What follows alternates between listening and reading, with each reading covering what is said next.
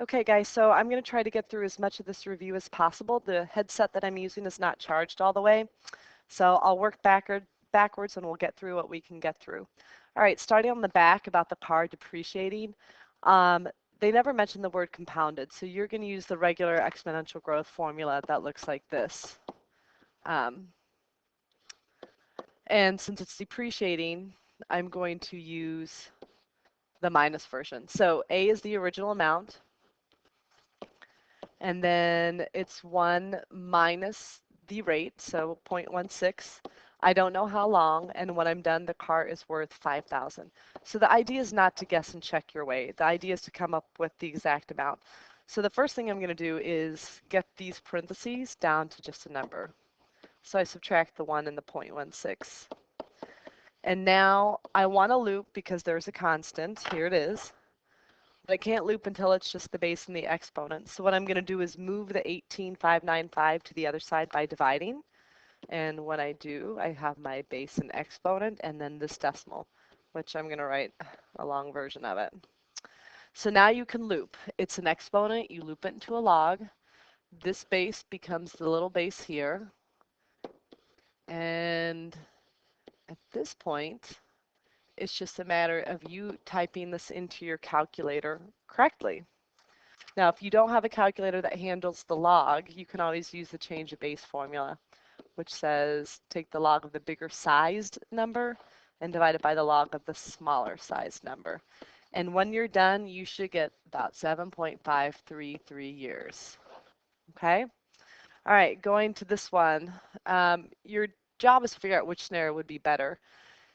In the first one, they say compounded monthly. So your equation is going to be the initial amount, and then 1 plus your rate, 0.035, not 0.35 or 3.5, over how often it's compounded. Remember, when you go to type this one in, this will have to be an extra set of parentheses. And then my time is 5, and the n appears again. So it truly is just a matter of typing this into your calculator correctly. And if you do, you get $26,200.74. And on the next one, they say compounded continuously. So that's the PERT formula. So you just take the initial amount, 22,000 with E, and then your rate is in the exponent at 3%, so 0.03, but again for 5 years. And when you type that into your calculator, you end up with $25,560.35. All right, let's finish the front. So, excuse me, on the front, well, I gotta find it now. We got through most of these problems. What we didn't get to were the bottom two. So working our way up. Now in this problem, we never put an L. So that means I want 1 log on the right side and 1 log on the left side, but there's 2 logs on the left side. So I'm going to condense it.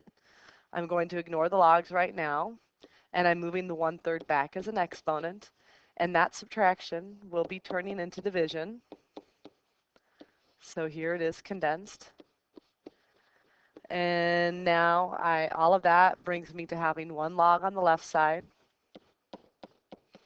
and 1 log on the right side. And I am forgetting the 10, but. And now that there's 1 log that's the same base on the left and 1 log that's the same base on the right, I can ignore them and just go with this. And whenever I have x in a fraction in a denominator, I do cross products. So 8 times 1 is 8. 2 times x to the 1/3 is just 2x to the 1/3. To get x by itself, I'm going to divide by 2. And now to get rid of the 1/3, I use that exponent's reciprocal. So I'm going to cube this side, which makes it x, and I'm going to cube the 4. So when I'm done, I will have 64. All right, the other one we didn't get to was the one on the right. So there was a constant, so we put a L, but I can't loop until it's 1 log, and I have 2 logs. So ignoring the log, the plus that's not in parentheses turns into multiplication. So I will multiply that, x in, and get x squared minus 2x. So now this is condensed. Don't forget the log, bring it back. And now you loop. So it becomes 3 to the first power equals that x squared minus 2x. 3 to the first power is just 3. Since I have more than one type of x, I bring everything to one side, and then I factor. What are the factors of -3 that get me to -2? They are -3 and 1. And then I can go for my two sets of parentheses, x minus 3 and x, plus 1. So when I'm done, my two answers are x is 3 and x is -1. All right, I think I still have a little bit of power left, so I'll do a few more. We'll do this one again. There was no constant on this problem, but we wanted one log on the left, one log on the right. So I'm going to work above, but I will be erasing this, ignoring the logs. The addition, and subtraction in the parentheses is not touched. It's the addition connecting them that will turn into multiplication. So we multiplied these. We distributed the x to x and 3, and you get x squared minus 3x, and then the 2 gets a turn. So I get 2x and -6. And then I can combine these x's and get x squared minus x minus 6. And now that's been condensed. I can bring my log back with it. And I have my log back with the other side. And now that it's one log equaling another log of the same base, I can ignore them. And then from here, we noticed that there was more than one type of x. So the x and the 29 joined the other side. Again, this we did in class, so I'm not going to discuss all the details. But then you can factor this. I'm going to put my factoring up here. So negative 35 and -2, -7 and 5, we said got us there. So you have x minus 7, x plus 5, and 7, and -5. Make that 0.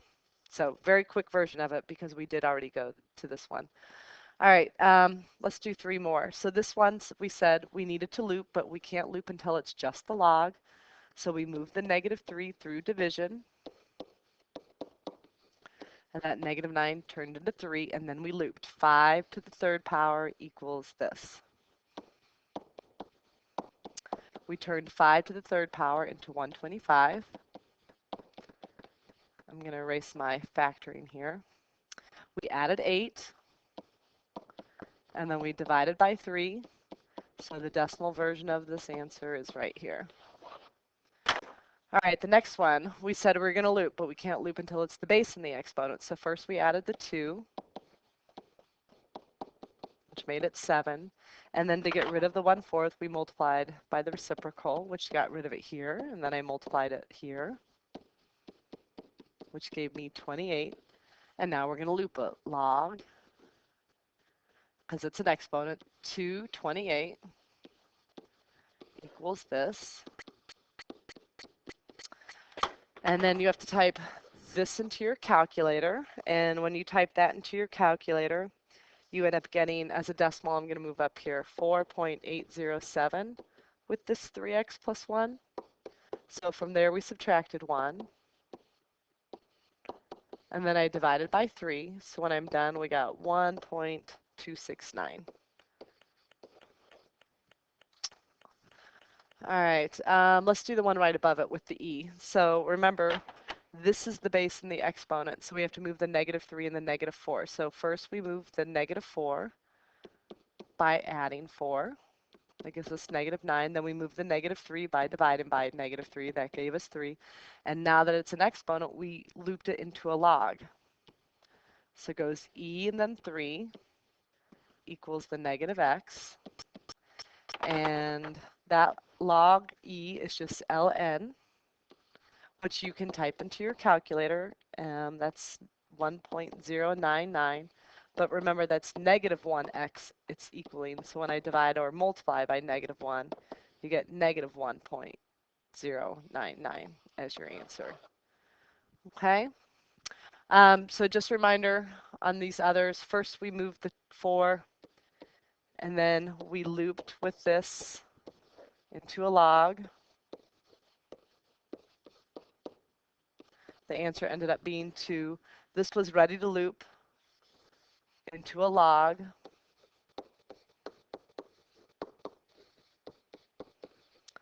We turned that log into a decimal, And then from there, you can add 2 and divide by 6.